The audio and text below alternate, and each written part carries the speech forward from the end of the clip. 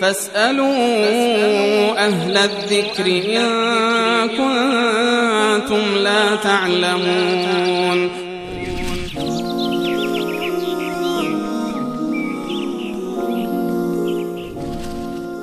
و در بیننده دوم در رابطه با تراشیدن ریش پرسند که آیا کسی ریش رو بتراشه چه حکمی داره؟ درباره ریش روایت متعددی وجود داره که رسول الله صلی الله علیه و آله تاکید کردن بر این که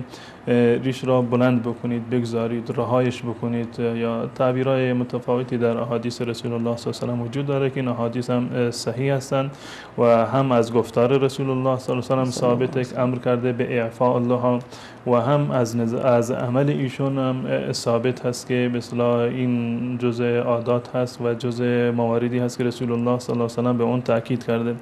و که با توجه به احادیثی که وجود داره بسیاری از علما معتقد به این هستند که نگه داشتن ریش و محاسم جزء واجبات هست. این با توجه به تعدادی از انبوه احادیثی که در این زمینه وجود داره و قطعا تراشیدن اون ترک یک واجب شرعی هست و خلاف دستور رسول الله.